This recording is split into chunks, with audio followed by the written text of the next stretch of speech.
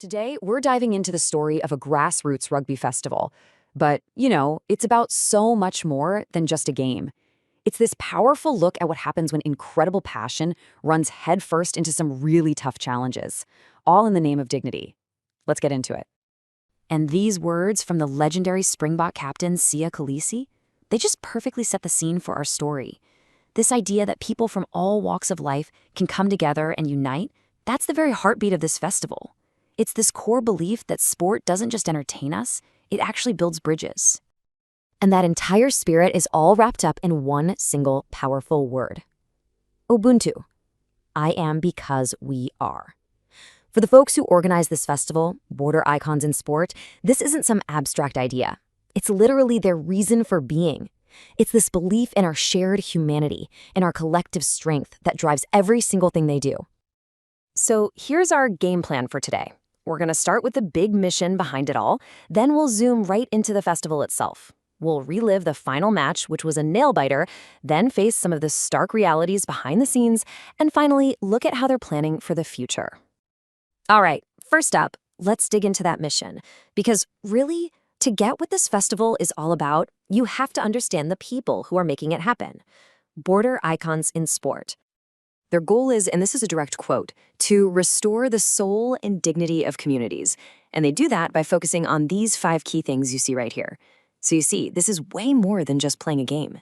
It's about honoring the past, lifting up the next generation, and serving their community with total integrity. So you might be asking, how do you take a big mission like that and actually make it happen in the real world? Well, it takes shape on a rugby field at the Heritage Rugby Festival. And this event is really the heart of our story. For the second year in a row, the sports fields in Mandansane became the stage where all those values, legacy, youth, community, they all came bursting to life. And this number, 12, it really tells you something about the scale here. We're talking about 12 schools, pulled from 3 different districts. For a lot of these kids from townships and rural areas, this festival is a crucial platform, a spotlight for raw talent that might otherwise never get seen. The format was basically a pressure cooker, designed to be a true test. The teams had to fight their way through a tough round-robin group stage, and only the top team from each group got to advance. It was a tough road, which guaranteed that the 2 teams left standing at the end had absolutely earned their spot. And that tough road led to the moment everyone was waiting for, the final. A classic tale of 2 incredibly determined teams. So picture this. In one corner, you've got the Center of Excellence from East London. They're the defending champs, the team to beat. And in the other corner, Tui's High from Dimbaza, the spirited challengers, hungry for their first title. I mean, the stage was perfectly set for a showdown. And let me tell you, it did not disappoint. The official report called it a thrilling encounter. You had both teams just leaving it all on the field, showing incredible skill, incredible intensity. It was a nail-biter, and nobody knew who was going to win right up until that final whistle blew. After a brutal, hard-fought battle, this was it. The final score, 20-12. A pretty close margin that just tells you how much both of these teams fought for every single point. And with that, Center of Excellence managed to defend their title, becoming back-to-back champions. A massive achievement, for sure. But as the organizers themselves pointed out, you have to give huge credit to Tui's High for giving the champions, and I quote, a real run for their money.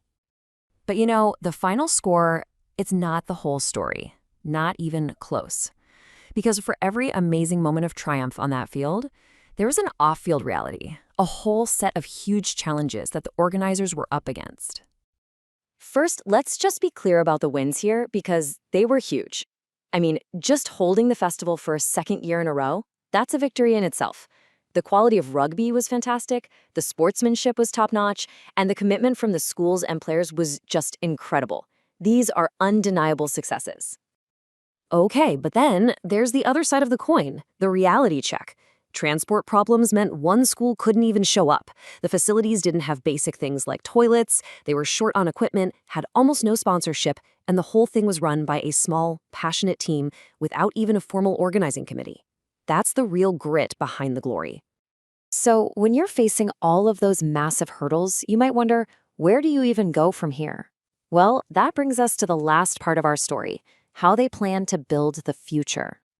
Faced with all those challenges, you'd think they'd be discouraged, right? Nope, not even a little bit. Their commitment is described as unwavering.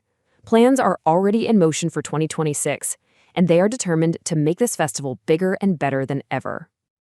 And this isn't just wishful thinking. They have a clear 3-step plan. And all of this leaves us with one final big question. This whole story, the incredible talent, the thrilling games, and the monumental challenges, it really makes you wonder. When you have all the passion in the world, but almost none of the resources, what's the real measure of success? Is it just the final score on the board? Or is it the fact that, against all odds, the game was played at all?